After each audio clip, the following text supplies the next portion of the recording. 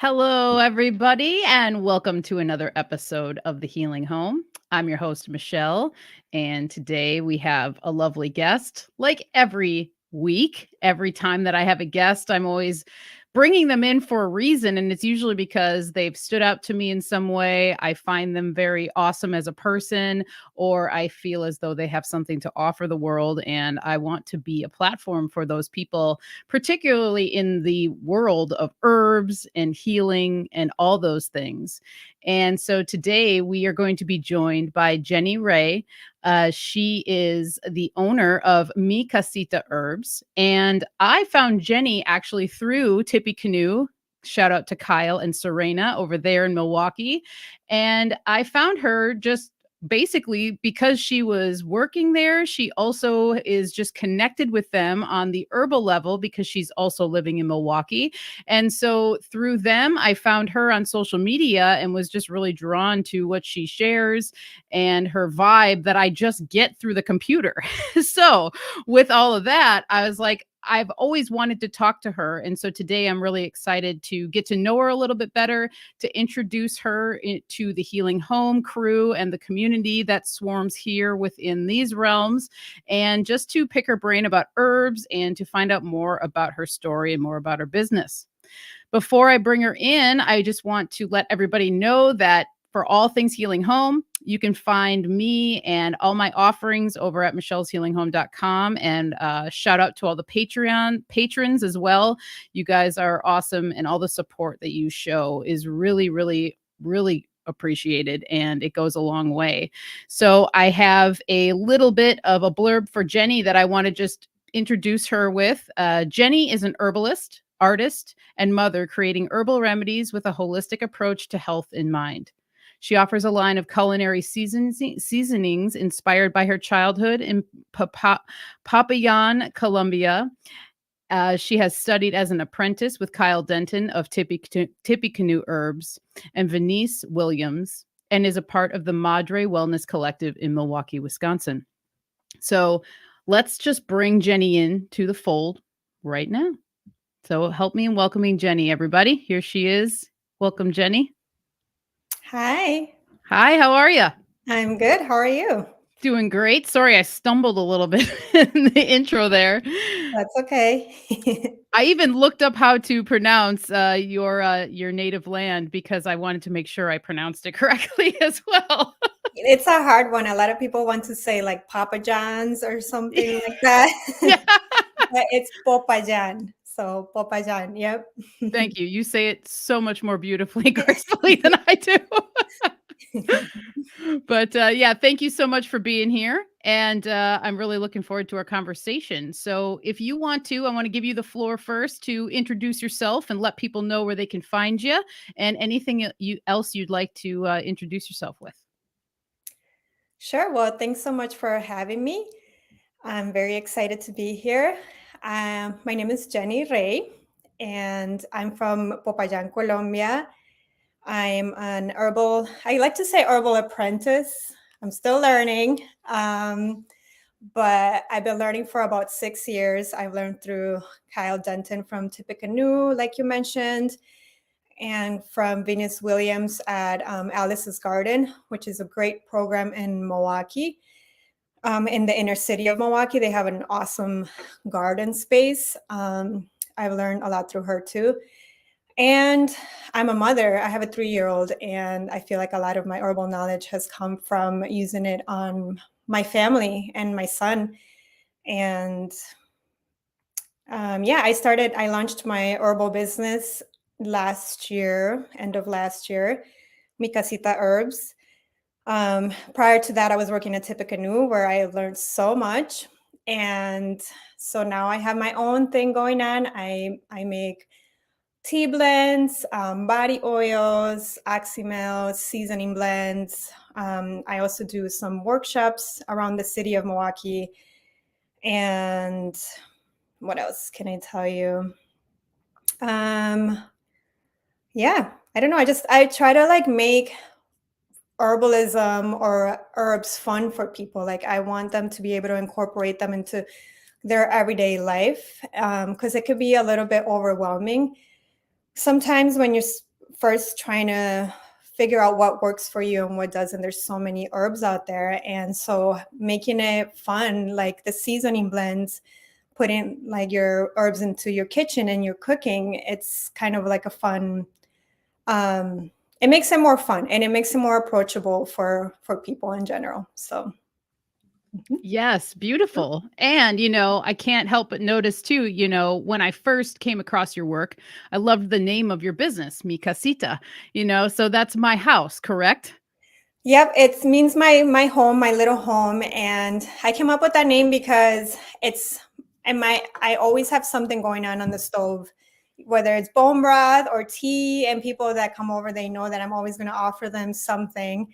And so I was just like, why don't I just name it my little home, because it's kind of like an extension of what I'm doing at home already. So mhm. Yes, and I loved it because obviously I'm the healing home over here. So when Yeah, there's exactly. home, I just Exactly. there's like already a camaraderie because I know that that person understands probably the symbolism of the home and probably really enjoys the home, and just like you said, is a host or a hostess who is always open and willing and able to provide for people. And so Yes. that's one of the other things that drew me into your work, was just simply your name, and that's a good sign. A good name can really help to like spark a lot of things. So I'm looking forward to getting into that side of things with you as well, because I have a feeling that you have a pretty good outlook or a good just like idea of what the home means to you, and why it's important to keep a home and what you can do to just make your home yours and share it with others. So that's really awesome. And I think it goes hand in hand with plants and herbs. I really do,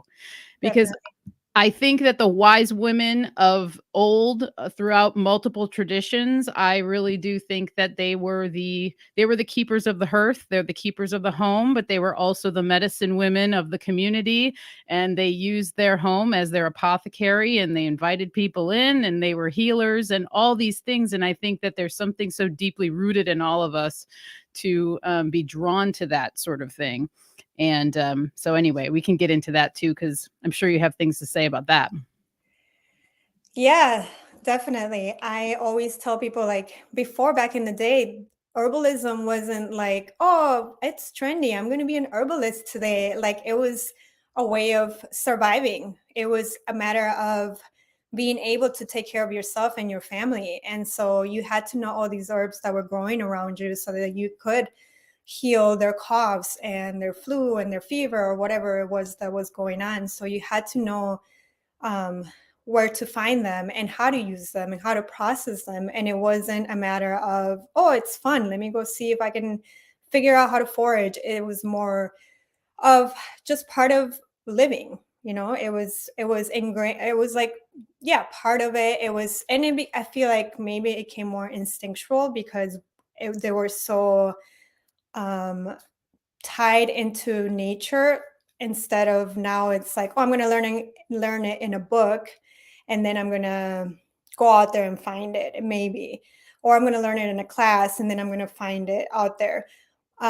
Before, it was like, it's growing in my garden. My grandma, my great grandma, used this and she told me how to use this and she taught me how to use this, or the wise woman in the town knows how to use this. And so it was, yeah, passed down through oral traditions and things like that. And by gathering, especially women would gather and cook and be around the fire and um, just, take they took care of the village, right? Um, and so I think it's important. It's so much a part of healing ourselves is the lifestyle that we live. Like, it's not just about what herbs we're taking and what herbs is good for this or that. It's also about getting back into the kitchen and getting back into kind of having that sense of community and inviting your sister over or your mom over or whoever, your friends, and cooking together or making fire cider together or making elderberry syrup or things like that, or just making a meal together, because that in itself brings so much more healing than anything else.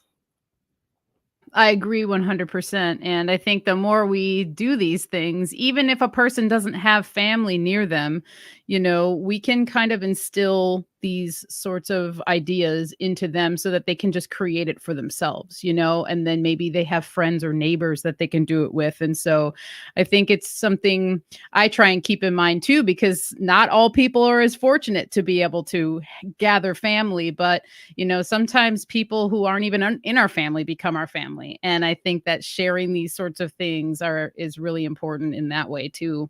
And just cultivating the relationship. Yeah, for sure.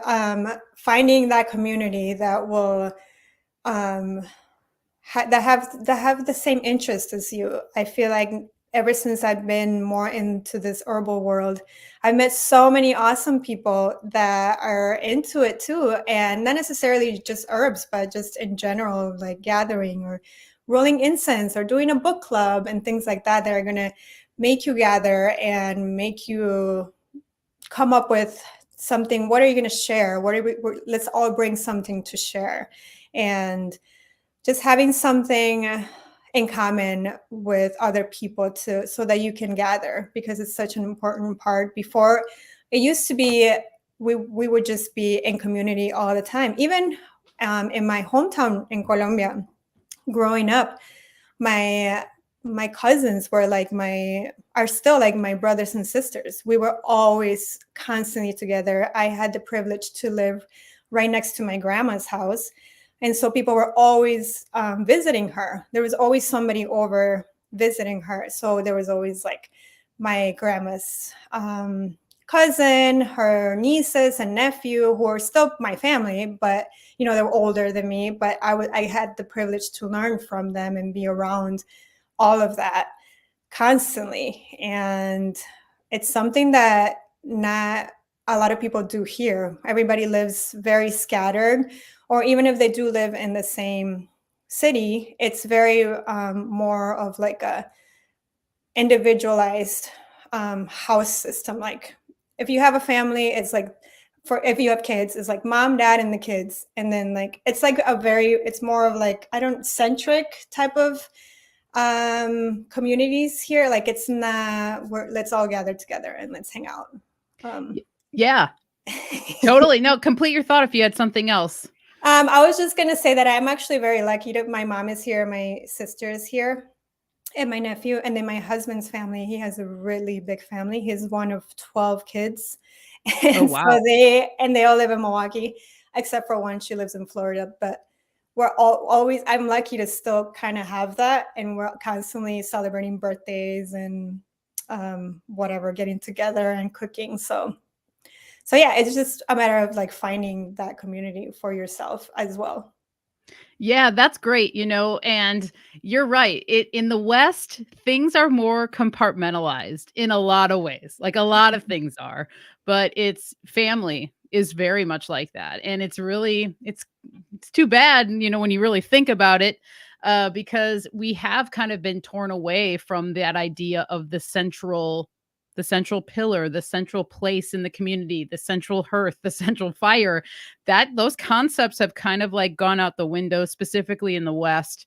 And that's one of the things I really wanted to get into with you, is just growing up in Colombia and how that was, and just how that's influenced you today and as an herbalist. And if you have any like things that stand out to you, that your grandmother or your mother did on an herbal, like with herbal things around the family and for you.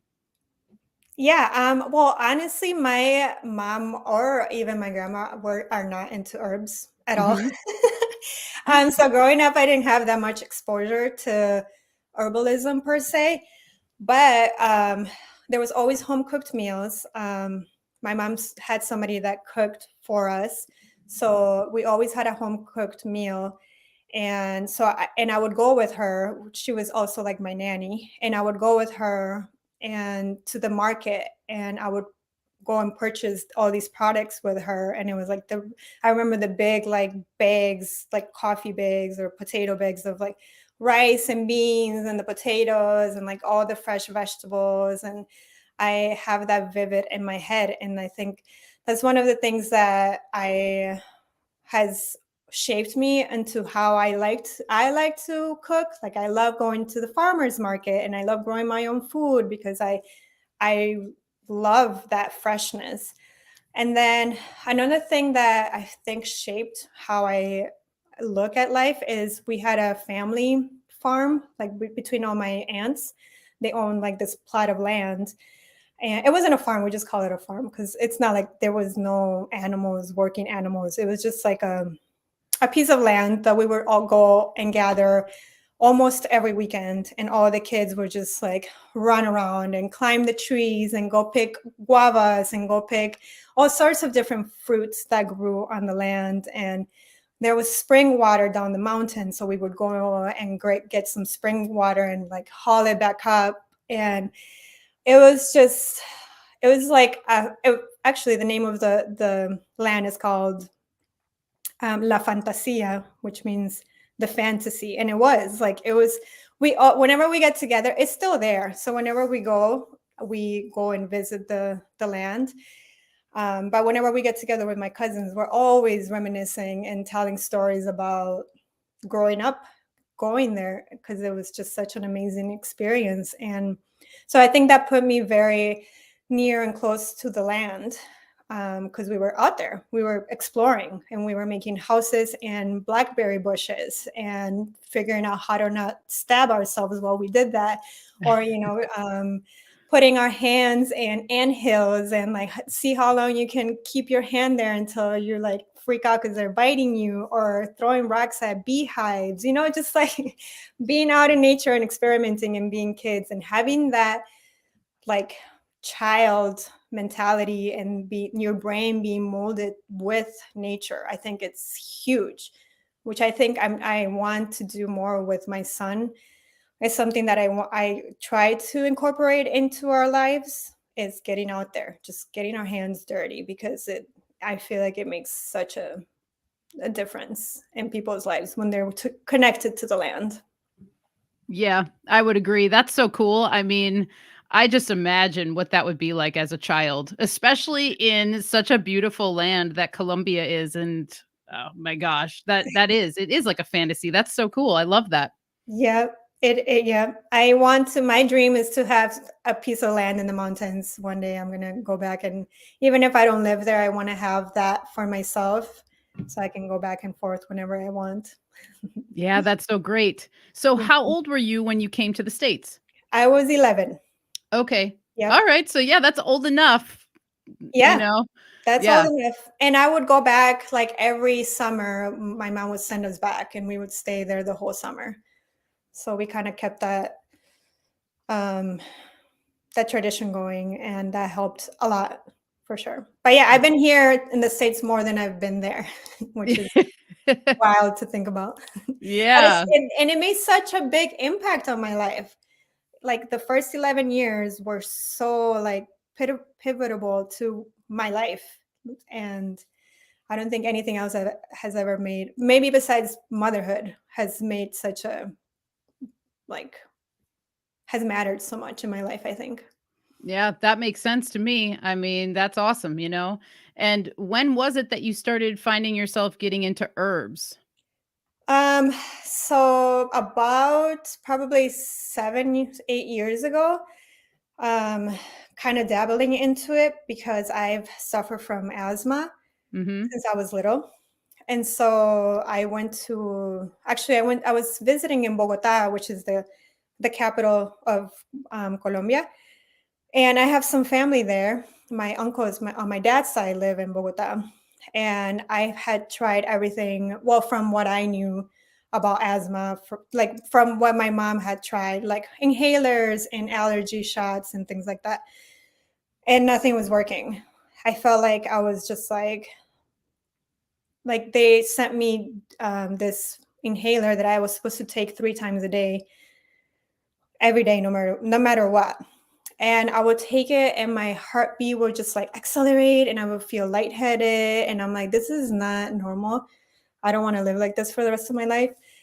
And so I was visiting in Bogota, and I asked one of my uncles if he knew of anybody with that, with like any doctors, asthma doctors. And he's like, I actually know a homeopath that cured my daughter. Which is crazy because they're very like much like into the Western medicine, like they're like dentists and optometrists. So I was not expecting, I didn't even know what a homeopath was. I don't think. I was like, sure, whatever, I'll try whatever. And and then so I went to meet this man, and it was like a house office almost. It was like in an apartment, and he had like dogs and carpet, and I was allergic to dogs. That was one of the things that would flare it up. So I'm like, oh my God, what am I doing here? This is weird. And so then he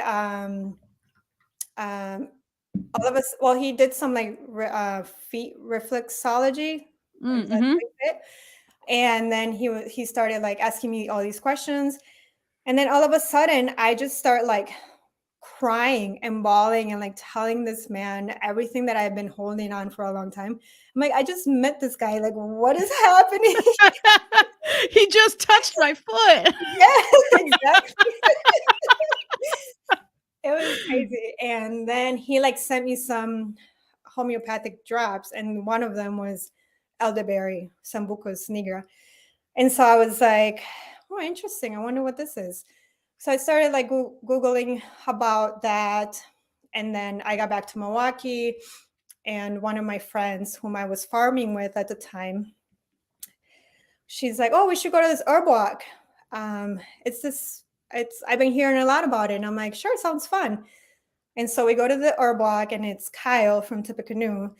And he talks about elderberry, and he talks about all kinds of other plants. And I was like, what? What is Nice. this? Why is this missing in my life? And so from there, I just became obsessed. I would like I went to all the herb walks as I could. I would go into once he had the shop, because this was before he had the Tippecanoe shop. I would go in and ask what books do you recommend, what authors do you recommend, and he would tell me, and I would read a bunch and then be like, okay, what else can you tell me? And so I think it just grew from there. And then having my own garden at home was also a big thing, cooking with the herbs. And then, like I said, I was farming. I was doing a CSA work share. So we would work for to get a box of vegetables. So we would work for like 4 hours a week, and then we would get a box of organic vegetables. And that was a way of like getting healthy food in an affordable way. And that also kind of linked me with other people that were kind of they weren't herbalists, but they were using some herbs. And yeah, it just all went from there. Yeah, natural organic process as it usually does. And the Yeah. herbs, yeah, they beckon you, and then you find these people like Kyle who, yeah, shout out to Kyle. I mean, dude, he made this connection too without even really, having to try too much, but it's Yeah. just like amazing people over there. And I really love that you worked there too, because I want to know too, so you were going in, you're talking, you're learning, and then did you start to be you were an apprentice there, or did you just start working there? How did that all unfold? That was also kind of funny because I would go in all the time. I was kind of like annoying. And I would be like, hey, are you guys hiring? And they'd be like, no, like we don't need people yet. Like we're a small family operation. We don't need help yet. And I'm like, okay. And then a month later, I go in again, or I would message them, hey, are you guys hiring? And no. And then finally, I think they were like, fine. they got fed up of me asking so many times that they were like, okay, fine, come and work a few hours. And that's how I started. And then I took his intro to herbalism course after I started working there. Okay. Yep. Very cool. I love it. Well, and because I'm originally from Milwaukee, Wisconsin.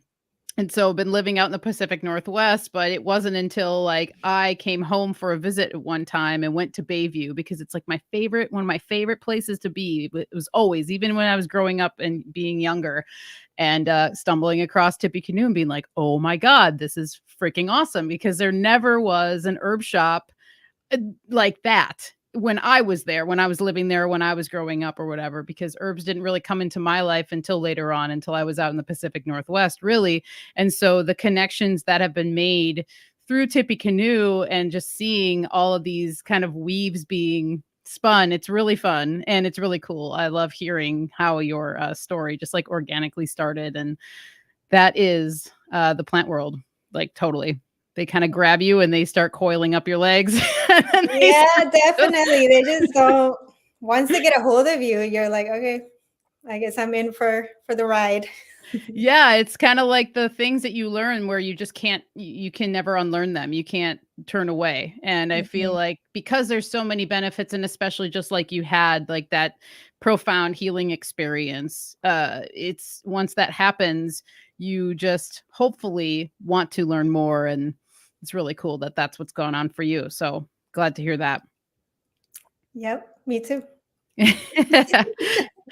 So, okay, I would say I wanted to ask this because I did read about your asthma stuff on your bio. That's on the Madre Wellness Collective page.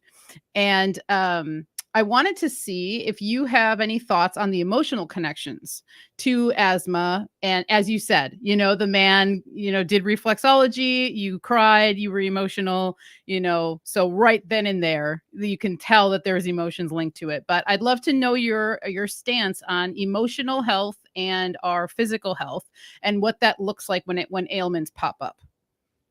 Yeah, it's so, oh man, it's so interlinked. Like, I wish that medicine here, Western medicine, would catch up to that because it's so linked. Yeah, I mean, like for example, our lungs hold grief, and if we're not letting that grief out, it's going to get stuck there. They have to go somewhere. It has to go somewhere. The energy is not just going to dissipate. Like it goes somewhere, so it can either get stuck in your lungs, or anger can get stuck in your liver, things like that. And I see it so much with my son. Like he'll get really antsy and agitated, and he'll start screaming and crying. And I'm like, do you have to go to the bathroom? No. And then like a minute later, I have to go pee pee. I have to go pee pee. I'm like, I knew it. I'm like, you're holding on to this. Like, let it go, release it. And it's kind of cool how you see that in like children. It's so like apparent because they don't have like they don't know how to hide their emotions yet. They don't know how to like fake it for the world. So it's very apparent, and it's, if you pay attention, it's very like it telling as to what's going on, you know. And so I think it's something that everybody needs to really look into. It's their just their state of being. I like when I do my workshops, I like to start with a lymphatic self massage with like a nice oil, like a nice calming oil. And it's such a great way of like centering us. And I always tell people like, this is a great way to just, well, one is a great decongestant. So if you're coming down with a cold or a flu, it'll help like release some of that stuckness. But also it's a way of like checking in with your body every morning or every night or once a week, twice a week, to kind of check in and seeing what's going on, noticing what's going on. Where are you holding tension? And just working through that and just, kind of like releasing that tension. And that'll make a huge difference in your overall health. Right now, recently, actually, I've been dealing with some digestive issues that I think has sparked from just anxiety and stress in general, which is funny because I tell people all the time to breathe and calm down and like do all these things to take care of yourself. But sometimes even I forget, like everybody forgets, because we get so caught up in all the things that are going on outside of us that we forget to take care of what's inside. And so it makes a huge difference on like how your body responds to illness if you're not there mentally or emotionally, or if you still have some grief to work through or anger or anything. And so having things like journaling or yoga or going on hikes or doing whatever it is that you like doing, it's so important.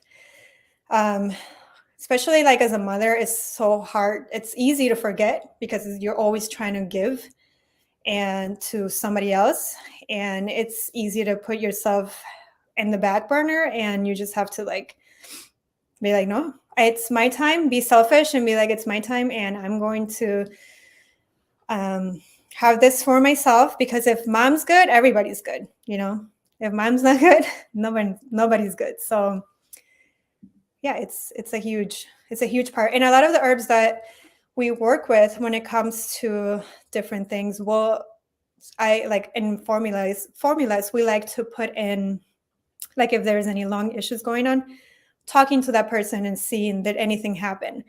Has there been any trauma or anything that has happened recently, or not? It necessarily doesn't have to be recently, but when did you start experiencing this? So then incorporating herbs are going to help with grief or with your heart space, and not just targeting the lungs, because you know everything's connected. So that's another way of helping you figure out how to help somebody else, and helping yourself, how to help yourself. Yep, that's totally great. I love it because that's holistic. That is the most holistic way to look at it, is to look at it as a whole, but also to know that it is all connected. And just that simple question, asking questions, I feel like is like one of the most important things we can do here in this realm, because everyone wants answers. We all want answers, obviously. That's what creates anxiety a lot of times, is you don't have an answer. So you are like thinking about whatever it is, and hoping for an answer. But, you know, I think the questions are what that is way more important than the answer sometimes, because even asking someone a question in a consultation or something like that, they might not even have the answer right then and there during the consultation, but usually afterwards, if someone reflects on it, they might be able to answer the question. And then that on their own time could be that healing space that they needed. You know, maybe it wasn't meant to be figured out right, you know, with the practitioner, but afterwards, the reflection of those simple questions can really help spark and open something for somebody. And I too feel the same way about the emotional connection to our physical health and our mental and emotional and spiritual health as well. And it's all super important. And it goes back to what we were talking about in the beginning of here in the West, how things are so compartmentalized, and our health and our bodies and our minds and everything is so compartmentalized by the system. And it's so detrimental to so many things. But I do feel as though there are more people that are starting to realize there is another alternative. There are other ways to look at this. And, you know, your history and your story really matters. And there's this whole thing, in my opinion, with story medicine, is what I like to call it, because it's like our stories matter on so many levels, whether it's the good, the bad, or the ugly. All parts of that are super significant to everything that's happening in your life. And it can't be ignored, you know, and I even look at that for pets and animals. You know, knowing your pet's story for as much as you can help significantly when you're trying to help them on, you know, on any level. And it sounds to me like you have a pretty strong connection with your son. And I love that, you know, you knew that. And then, of course, he's like, well, yeah, I guess I do have to. Oh, I love it. Yeah, he's in that stage. Like, don't tell me what to do. it has to be my own idea, otherwise no. But then when it's his idea, it's like, okay. Yes. Well, if you're open to talking about your son a little bit more, I did want to know about your, were you using plants and herbs in your life during your pregnancy? And if so, what were some of the reliable herbs that you leaned on, during pregnancy, after pregnancy, and even before pregnancy that you noticed were very helpful?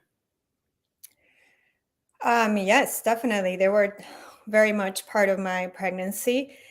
Um, I remember I went to a women's herbal conference, the Midwest Women's Herbal Conference, 2019, or maybe 2018. And then I got pregnant the year after. But I took a class with this midwife. I can't think of her name right now, but um, maybe I'll think of it. But she's super awesome. And she basically kind of, because I had all this, I was nervous about becoming pregnant. I was like, I don't know about this. I don't know if I can do this, like all the things.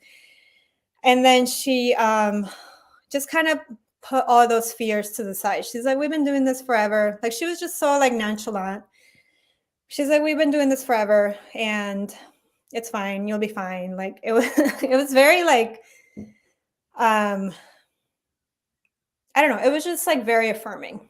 And so I used a lot of herbs through my pregnancy, like red raspberry leaf, nettle, oat straw, a lot of mineral rich vitamin herbs. I actually didn't take a lot of prenatals until the end. I took some iron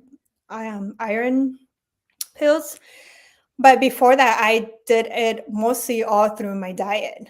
I also read this book, which is an awesome book. It's Real Food for Pregnancy by Lily Nichols.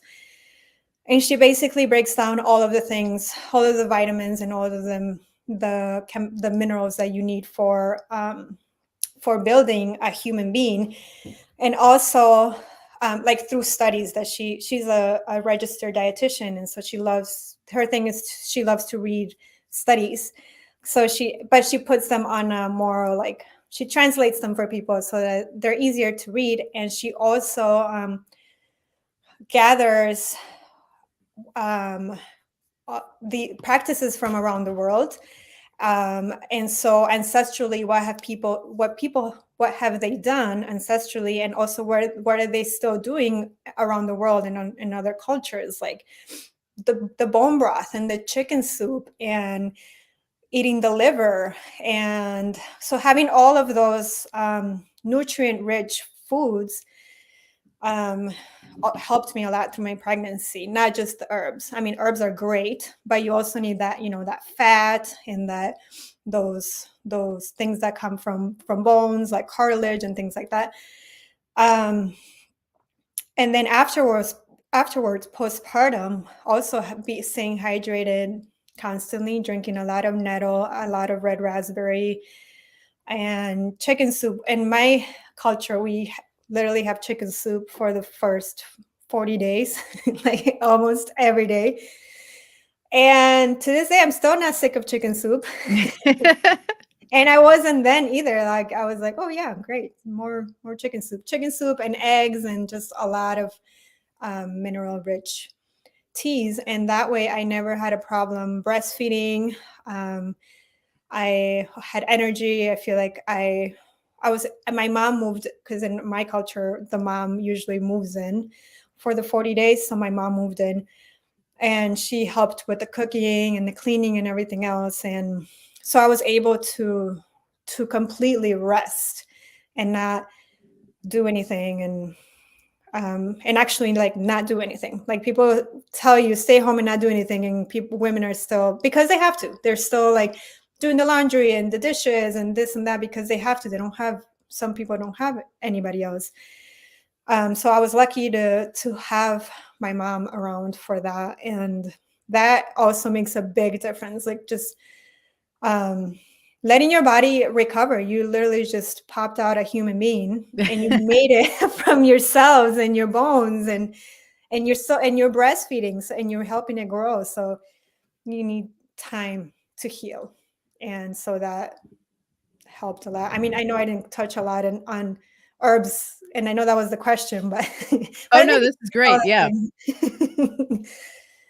But yeah, other herbs, I guess maybe rose hips, for vitamin C to keep up with my immune system. Um, Chamomile is a big one, especially afterwards. Chamomile fennel for any like colic for the if the baby had any colic. Drinking chamomile tea was great, or if there was any like anything like they were like just like fuzzy, like they couldn't relax.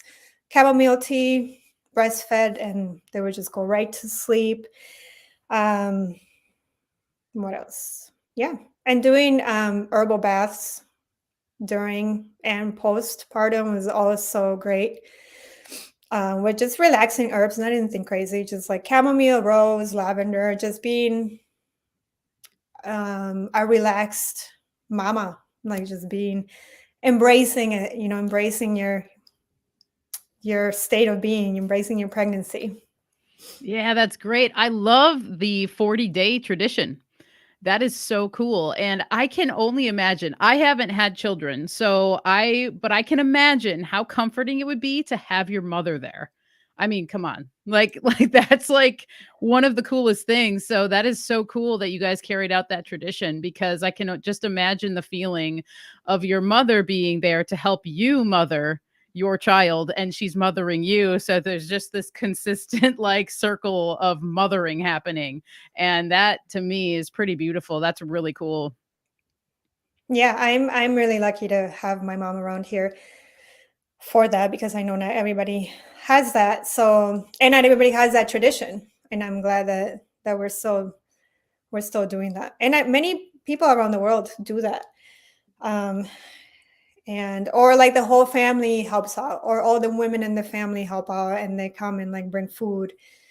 Um, I think there's some people where they don't even have like a baby shower. They just gather after the baby's born and they'll bring fruits and food. Like every day, somebody will visit and help out because it's a lot. It's a lot for one person.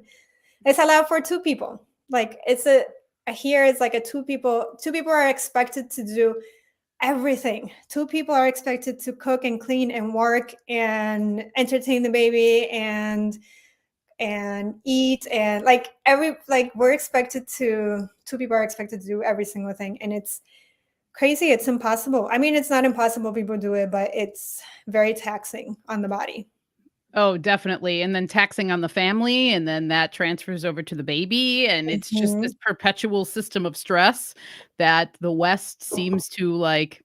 It's like some like that we're like gluttons for punishment or something with it, that there's all these cultures around us, around the world that do it opposite of how we do it. Although it just continues to perpetuate itself the way it does. It's quite mind-boggling. And I feel fortunate as well because my fiance is Mexican and he has a really big family, and it's the total opposite of my family in the best of ways because I've been able to witness some of these same things that you're talking about of huge celebrations, big weddings, birthdays, holidays, and the family is all around and they're there and they're nurturing and they're wanting to ask you questions, and there's warmth there, and there's that deep sense of the ancestral traditions of their culture being carried out right there in front of your eyes. And it's really cool, and it's just it's super awesome to I feel lucky to be able to witness it from that perspective, and be welcomed into a family that has a lot of the similar crossover to what you're talking about. And I think that Western families could take a second to learn to learn a few things if they were smart about it. Yeah, definitely. And I also tell people, like, if you don't have family around, like you were mentioning earlier, um, find that community. That's the Yeah. one of the number one things that people ask me, what advice can you give me? I'm like, find your support system. I'm like, when there's somebody coming to me and they're pregnant or they want to get pregnant, they're like, what can I eat? And I'm like, well, first of all, find, like, the first thing is like find your support system. That's like the number one thing. Everything else will come into place. Sure, nutrition obviously plays a huge role, but having that support system. So find the people that are going to help you out. So it doesn't have to be family. It can be friends. Join, like I said earlier, join a book club or join a class or take workshops of the things that you like, and just find that community that's going to help you through that process.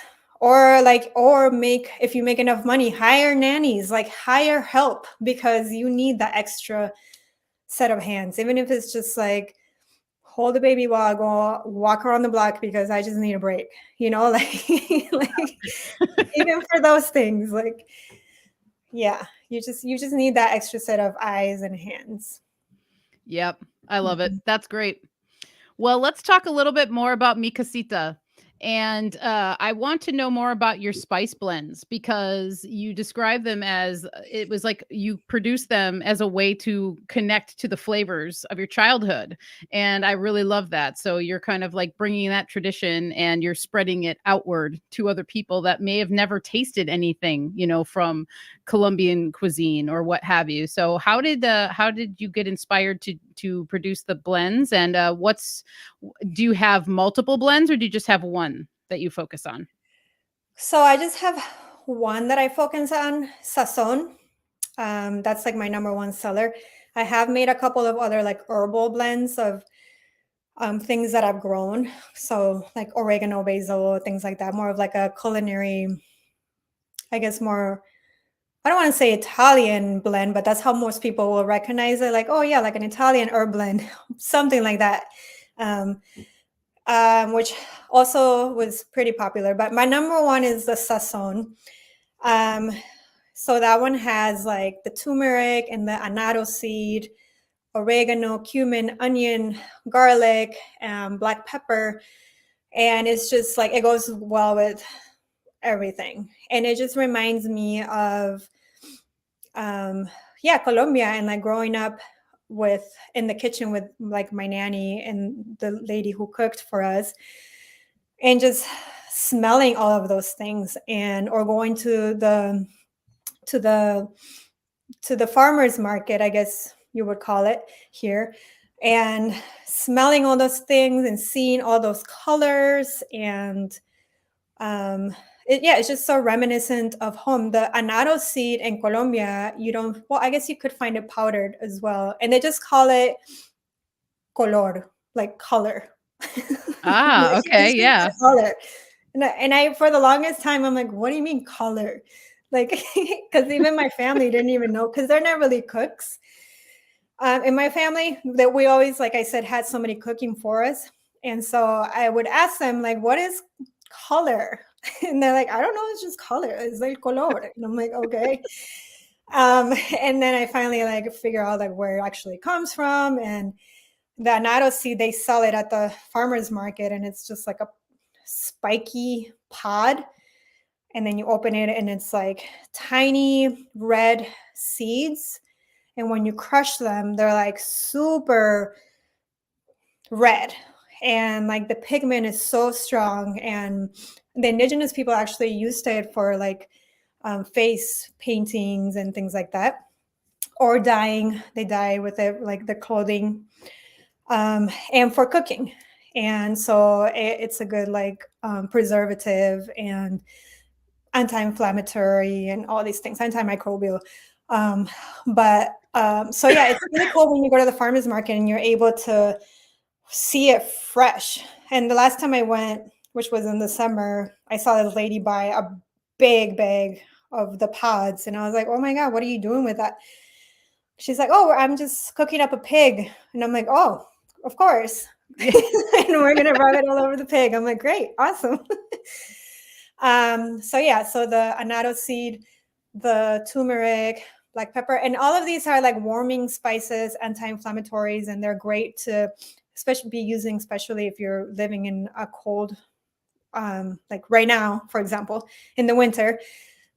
They're great. They're warming, and they're antiviral, antibacterial. So it not only elevates your cooking, like things will taste so much better, but you'll feel better and your immune system will thank you. And it's good for your digestion and things like that. So I love it. It's one of my, I started making it because I didn't want to keep buying I don't know if I'm allowed to say brand names on here, but Yeah, you can. Go okay, for it. the Goya one. The Oh, yes, Goya yes. stuff. Okay. Yeah. Oh, yeah. Yeah. With all of their things that they put in them.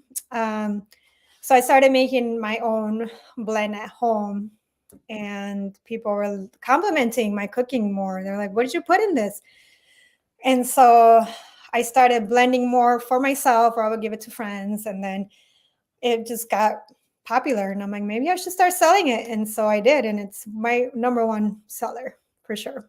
Ah, I love it. That's awesome. It sounds delicious. And all those spices you're listing off, they're like up there on my favorite spices to use in pretty much in many things. But the Mhm. annatto seed too, I know it from, well, and I think so. I think they use it to color cheddar cheese.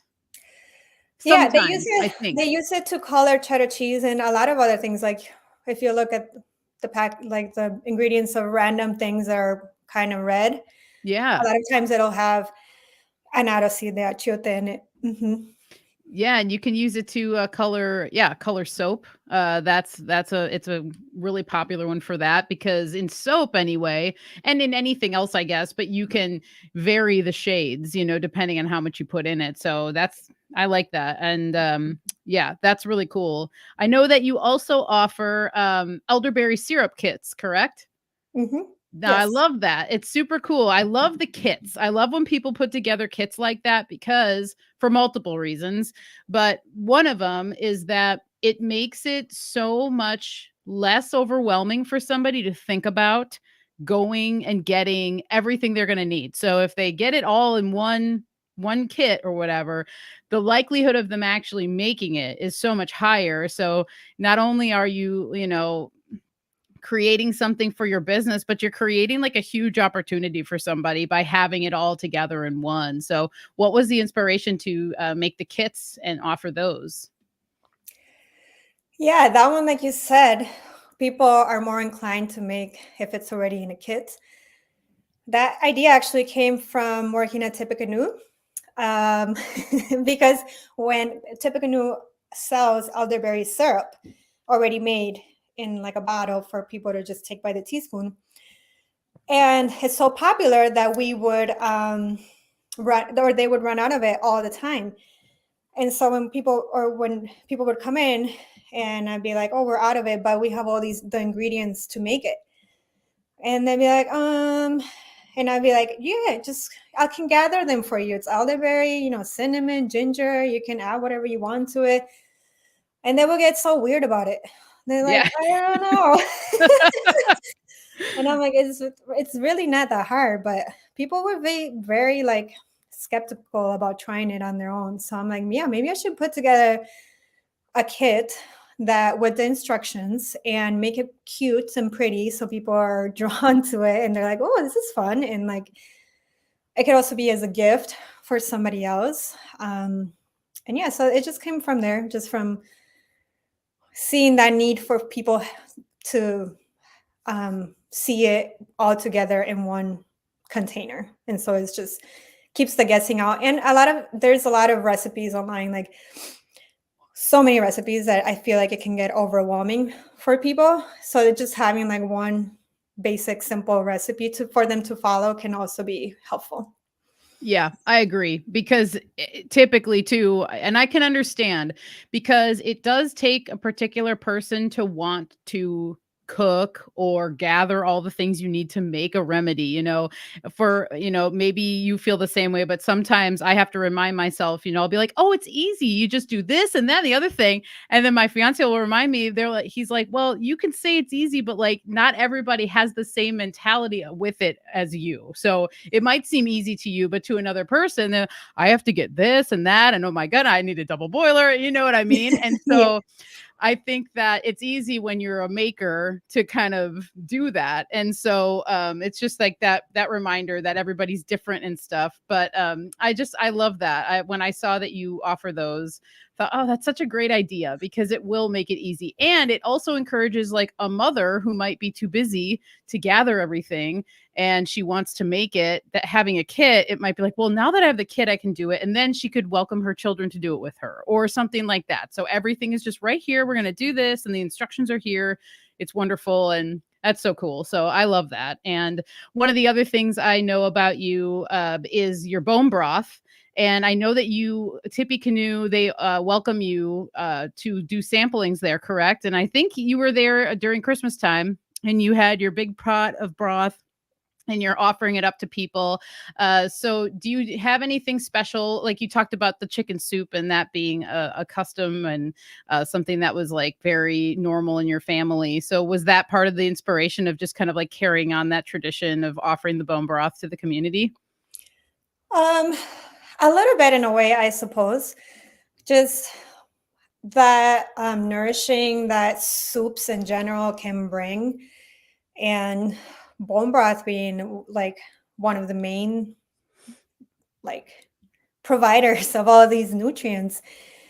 And so I mean, I think really it's because I like making it. I think it's so much fun and it's so tasty. I love drinking bone broth myself. That's another thing that I drank a lot when I was pregnant and postpartum. And I just really think it's so good. It's it's just so nourishing. And so I want to share it with the world, and people seem to enjoy it too. And I add my seasonings to it, and so I make it extra special. And yeah, but actually, now that you mentioned that, in Colombia, we for almost every lunch, we normally have like sopa y seco, which is like the soup and the dry. So there's always a soup. Ah, There's okay. always a soup. We start with the soup and then the dry, which is like usually rice and or potatoes or yuca and some kind of meat and a salad. So you are constantly drinking a broth, constantly. And so I guess, yeah, I guess it's just in my bones and my genetics to love bone broth so much. Ah, that's so cool. Yes. Mhm. Oh, I love that. And I want there was something I wanted to, oh man, I just lost it. Well, I do okay, what was it? It was something that I wanted to go into with, well, I'll go into the next thing I want to make sure I talk to you about, which is the Madre Wellness Collective in Milwaukee. I only learned about them because I was researching your work and trying to just learn a little more. And so, if you want to talk a little bit about them and what they do, and then how you found them and started working with them. Yeah. So Madre Wellness is a space, excuse me, in Milwaukee where the founder is Marisela, my good friend Marisela, and she um, wants this to be a space for kind of like an incubator for wellness practitioners, especially minorities or yeah, underserved communities, because a lot of times it can be hard to find a space. If you're a teacher, it's hard to find a space that you can afford, or for the people that are seeking out this help, it's hard to either find somebody that you can vibe with, or also it's you can't afford it because it's so expensive. And so she wanted to create a space where we can work with the community to find ways to make it accessible to everyone. And so it's just a collective of wellness practitioners. And she does Reiki and massage therapy. And she has a space where I can rent her space whenever I want to do workshops. And she has a couple other people that are collaborators as myself, and they also rent out the space, and then we do gatherings together and things like that. Well, I actually met them because we started doing healing circles. I met Maricela, actually, let me backtrack, at Alice's Garden through the Venus Williams Herbal Apprentice program, which is also really, really awesome. But I met her through there. And so we started talking about how we should just be doing more things within our communities. And so we started doing healing circles in different public parks around Milwaukee. Her sister does yoga. So her sister would bring in yoga. She would bring in the Reiki and sound healing, and I would bring in some sort of tea. And so we would do all of that and end with the tea. And I would talk about how to grow the plant, or how to use it, or we would sit with it and we would just see how we felt. And it was just a fun experience. And it was one of my first teaching moments. Like, it was one of the first times that I was in the teacher position. And so I'm grateful to have met them, Maricela and Mariam. They're awesome. They're sisters, and they're doing so many things in the community. And then so later she invited me to be part of the Madre Wellness Collective. And yeah, we have a lot of ideas that we're still kind of working backstage. So yeah, there will be more things to come. Oh, awesome. Yeah. And so anyone that's in Milwaukee, I recommend looking into them, because it's a beautiful website too. So it's very nice. And I imagine that I get the vibe that it's very just like calming and and homey there, or just like the people that are involved, just doing a little research. It seems like it'd be a very nice group to be around. So that's awesome. Definitely. I think most of us involved are mothers. So I think we're all Yes. just very like giving and making it homey. And not that you have to be a mother to be doing like the homey thing, but I feel like it's the heart of it. Yeah. It's the heart of it. I mean, it really is, it's like, it's totally the heart, and the heart and the home is the mother, and it's just totally there. And it's the symbolism too of the home, kind of like we sort of touched on earlier. I mean, that's what I think of. I think of my mom when I think of home. When home pops up on my phone, I know it's my mom. She's not listed as mom, she's listed as home, because that's just like what it is. And it wasn't even intentional. But when I think about it now, like on a symbolic level, when I see that happen on my phone, I'm like, oh, interesting that's just like what her number is as home to me. So I totally get it. Yeah, I love that. That's amazing. That's beautiful. Makes a lot of sense to me. So and I remembered what I was going to go into, because one of the other things I notice about you is that you do the paint and sip events. And so you're an artist yourself, and so you're not. You seem like an artist. So you're an artist in your own right. I'm not the artist. I do these paint and sips with a good friend of mine, Stephanie, and she's the artist. Gotcha. And so yes. So we're collaborating to bring these awesome and fun experiences to people so that they can learn more about the herbs. And so we do paint and sips. We've been doing them for less than a year, but they've been like people have really liked them. And so basically we do one once a month, and I like to pick a plant that's growing at the moment, so that people are able to afterwards be able to forage it, or find it in their gardens, or find it in their friend's garden, or their mom's garden, or grandma's garden, or wherever they're able to find it and recognize it. So like this week on Friday, we're going to do one on white pine, because obviously everything is very much hibernating right now. So one of the few things is the evergreens. So we're going to do white pine. And so my friend Stephanie, she teaches you how to draw the herb. And then I just bring in the tea of the plant, and I talk about the many ways to use it, and how has it been used traditionally. And, it's just like a fun, all senses type of experience class. Like, it becomes part of an experience, which I think it's a really, really good way to learn the herb the herbs, because then they become part of you and they become a memory, and then you'll remember. And like a lot of the times people end up chatting afterwards and they make connections, and that's another way of like remembering the plant and just building community. It's been really really fun and educational for me too, because now I'm focusing. Before, even though I was told many times you should just focus on one herb at a time, it was so hard to do. Yeah. But now I'm like, okay, one herb, because I gotta really know this plant so I can teach it.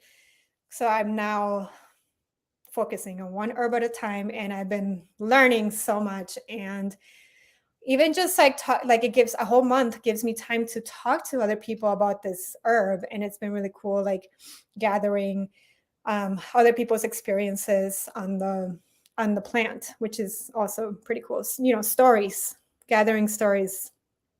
Mhm. Yeah, I like that, and I love that you do select herbs that are in season because that really oh man, that really helps people a lot to make the connection, And so I imagine being able to come to one of these events and drawing it and then going and seeing it in the wild or just going on a walk and then being like, oh my God, okay, there it is. There's the Mhm. pine or there's the goldenrod or whatever it was. And that, I mean, that's a really cool thing too, because you're working the muscle memory too of them being able to draw the shape of the flower and the leaf. So then we're going into the doctrine of signatures. So that might be able to help them to understand that concept even a little bit more, and then understand it on like more of a deeper level too with that muscle memory. So I love that. That's really cool. Do you guys have a place you do that in Milwaukee? Where do you host those? Um, we don't have a specific place. We've done them in different parts of the city. The next one is going to be at Zocalo Food Park. It's a place where there's a lot of food trucks, and they have a event space, and we've been um, renting their room. Where I also actually had like a small, it was like a greenhouse, and I had like a small store in there over the summer and fall. And so I was um, selling all of my herbal goodies. So that was like one of my first experiences, is like having like a small shop or something like that. But yeah, that's where it's going to be the next one. But we've been doing, I've done it on Madre Wellness, just wherever we can find a fun spot to host it at. Yeah, cool. That's awesome. Mhm. Yep. So, before we kind of like start wrapping up a little bit, I want to ask you, I like to always ask herbalists to come on, do you have any herbs that you consistently rely on? Like in terms of are there usually people have like one or two that they're just like, "Yep, that's my go-to. I know that it usually comes through and helps me with A, B, and C." So, what are those plants for you and how do you like to incorporate them into your life? Ah, I knew you were going to ask this sort of question, and I'm like, well, what am I going to pick? I know it's not like an original question either, but I always love hearing it. It's from a plant person to a plant person. It's fun to Yes. know. I feel like right now it's been kind of switching.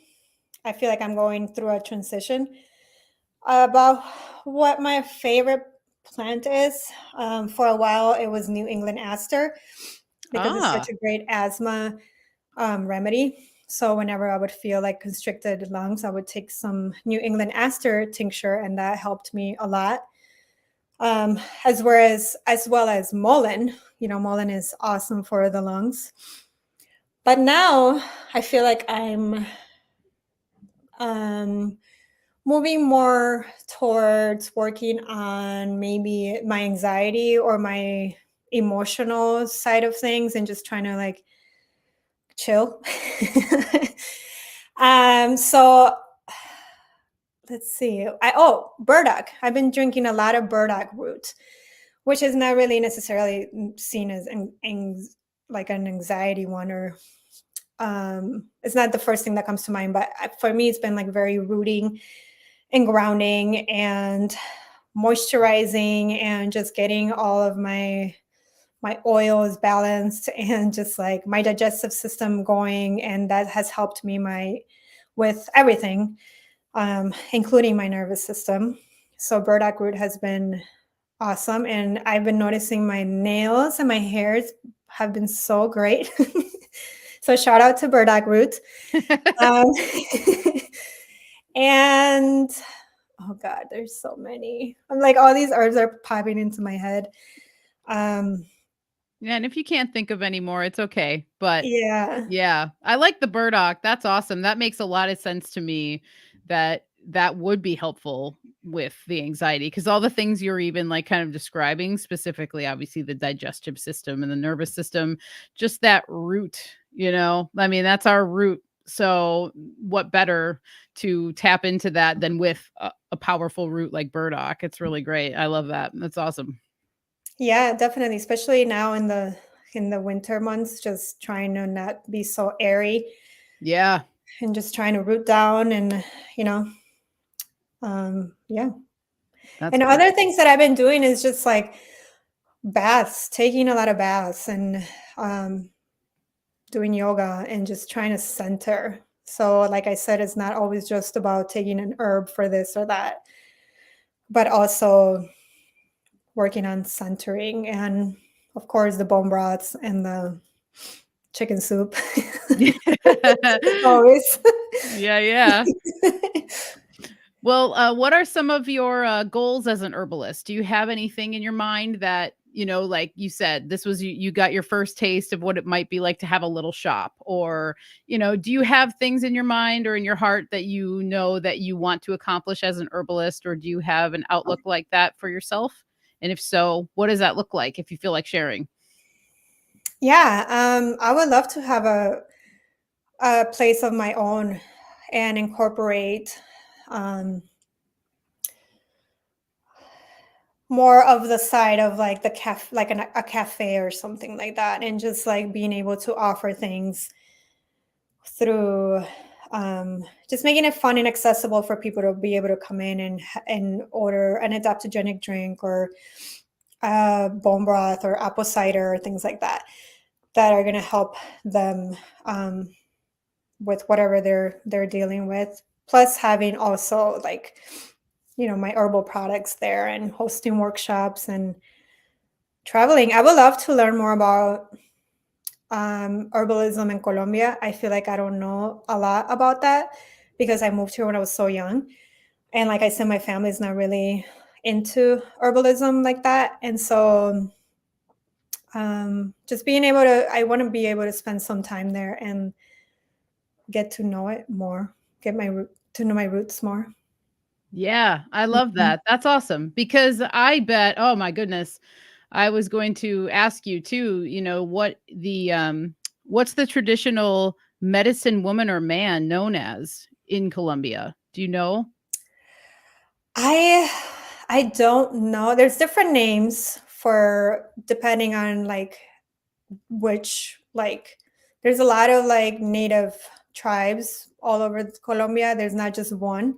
Mhm. So I feel like because Colombia itself doesn't really have a name for that really necessarily. I mean, that I know of, herbalista, like the herbalist would Okay. be, I guess. But as far as like a healing, I mean curandera, but I feel like that's more like a Mexican name. Um, so I Yeah, guess I was gonna ask that if there was a crossover of that, or not, but then I was like, well, that's not Colombian, so I didn't wanna like just assume that it's just curandera across the board or whatever, but yeah, yeah. right. No, it's just like there's not really it's not very popular. At least like with when I go in within my family, like it's just like herbalista, I guess, like the herbalist. It's what Okay. they call it. Yeah. Hmm. Well, perhaps you'll become that thing for Colombia someday. You Yeah, know? maybe. You'll make your own name for it, and it's like, it is this now. Yeah, but I mean, also, it's so hard because like in Colombia, like like for example, my roots, like I'm not Colombian.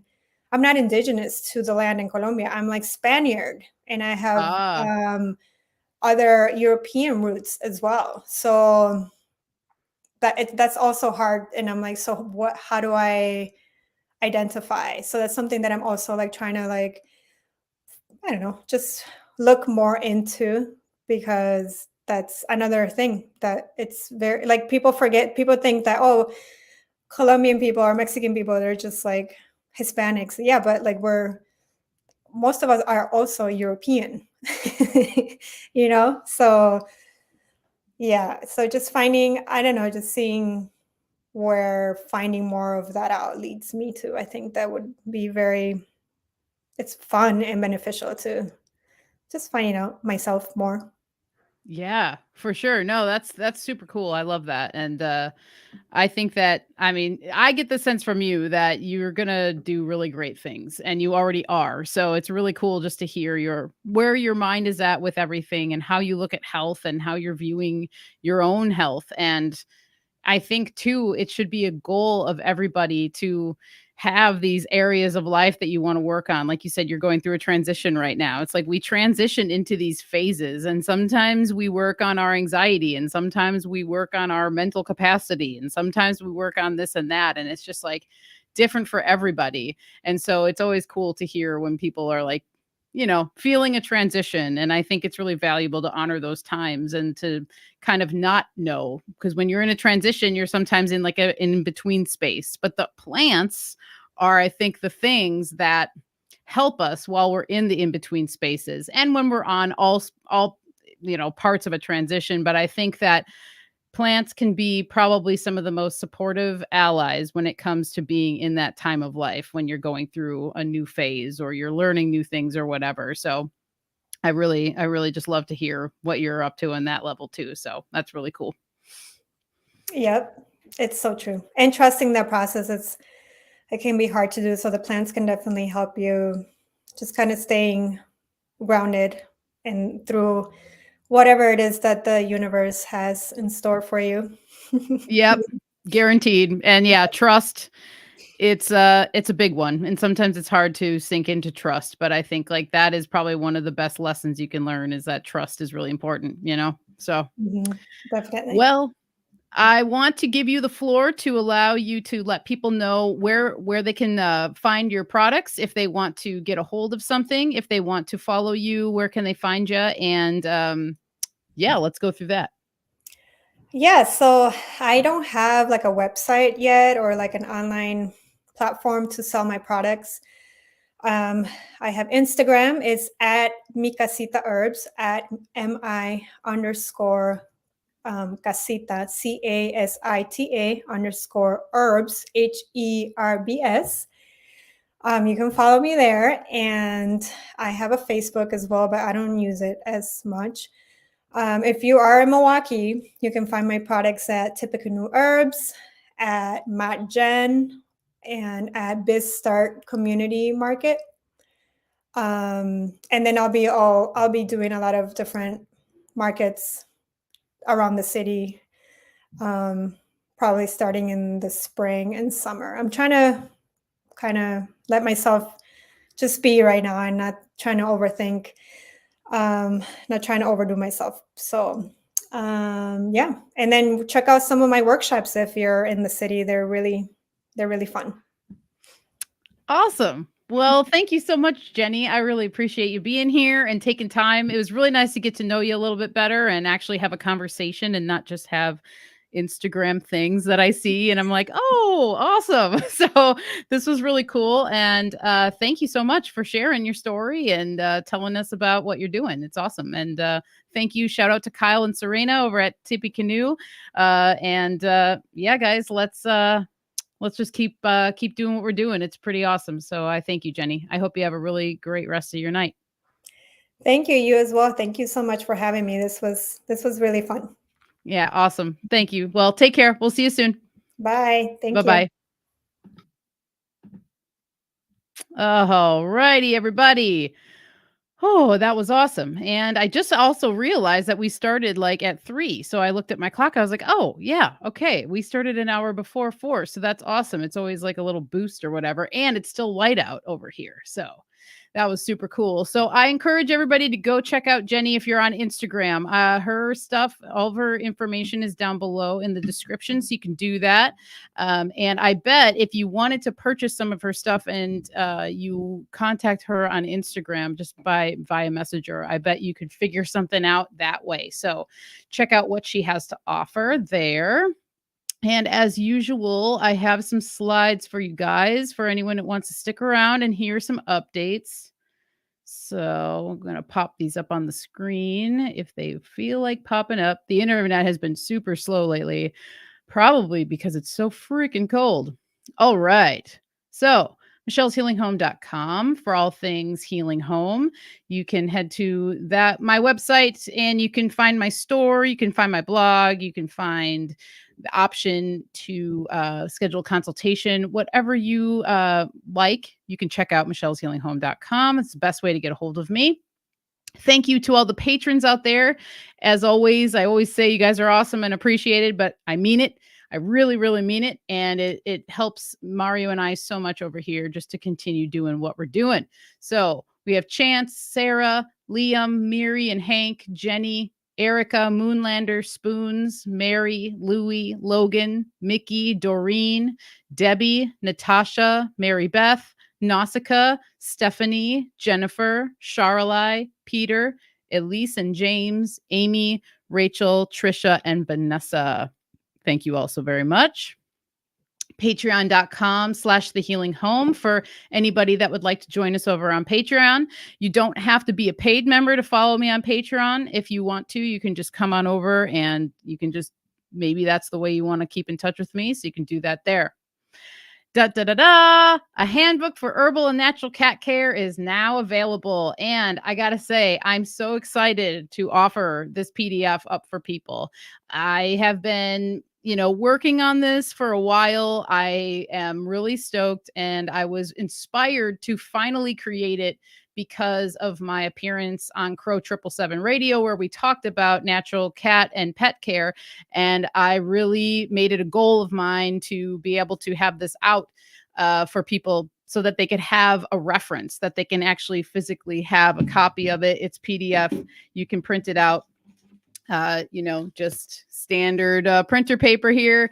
It's a 14-page guide about all of the herbal and natural knowledge I acquired while taking care of our cat Carl that way with herbs and natural remedies, and how much success I had over the years doing it. And so I've got tips on flea repellents, flea treatments, common ailments, digestive health, proper food and treats, water, skin tabs, you name it. A lot of the very common things that pop up for cat owners, the things that I have experience with and have dealt with, I put it into this PDF. So you can find that on my website. It's $11 to download, and you can print it and have it as a resource for yourself. Full Moon Offering newsletter. We're still on number 40. I've got my face and body care remedies available, and I still have one of the, basically one of each. Well, let me see. No, I've got a couple more of the cleansing grains. I have one more of my pine whip, and then I've got a few bars of the mugwort earth hag soap that's still available. So you can find that on my website. And up on the screen, you'll find my menu. And the one thing that we forgot to add, was my skin and wound salvation balm. I just made a fresh batch of that. So that is fully stocked and also up on the website. The next Full Moon Offering newsletter comes out on January 25th. So that's next week, Thursday already. Man, these moons come fast. And I'll have some new remedies for you guys. And next week, I have the lovely Amanda Vollmer will be joining me. So we're going to do a special day, which is going to be next week, Wednesday, which is the 24th at 3 p.m. again. And Amanda and I are going to, we're going to get down. We're going to talk about DMSO and how you can use it efficiently and safely. We're also going to go into other spaces, because I am so excited to flow with Amanda Vollmer and so grateful for the opportunity to speak with her, and really happy to just present this to all of you guys here at the Healing Home community. It's going to be really fun and I'm pumped. So come and join us next week, Wednesday, special day at 3 p.m. Pacific Standard Time, and we'll jam out. And again, with Crow 777 Radio, if you haven't gotten to check out that episode, it was really fun. We talked a lot about pet care in general and just the state of, the allopathic veterinarian care that a lot of animals receive, or what's available to a lot of pet owners, and kind of how detrimental it can be, just like allopathic medicine for us. The pets are definitely attacked in that way, in my opinion, and it's kind of sad to watch. So we went over just some natural remedies, natural ways to care for your pet, food, water, treats, you name it. We touched upon it. And both Crow and Jason and Rose are pet lovers and pet owners themselves. So between all of us, we were able to throw down some pretty great knowledge and good questions. So it was really good. And you can get the first hour free at crow777radio.com. And then if you're a member, obviously you can listen to all 2 hours. Symbolicstudies.com for all things Mario. If you want to check out what he's got going on, you can head to symbolicstudies.com. He's always working on something. And it's always exciting over here. So check him out if you want to. You can also find him on Twitter, and you can find him on Instagram and YouTube as well. And with all of that said, guys, I think that's going to do it. I hope you all are staying warm. This is a crazy cold snap that feels so unnatural to me, but whatever. That's a whole other episode in and of itself. But I hope you guys are happy and healthy, staying warm, and that you guys are safe, because I know a lot of people out there have lost power for multiple days. There's been lots of trees coming down and all the things that happen with winter storms. So you guys take care out there, stay warm, drink a lot of bone broth and chicken soup and tea, and keep yourself healthy during this time of year. And we will see you next week, Wednesday, with Amanda Vollmer here on the Healing Home at 3 p.m. Until then, take care, and we'll see you later.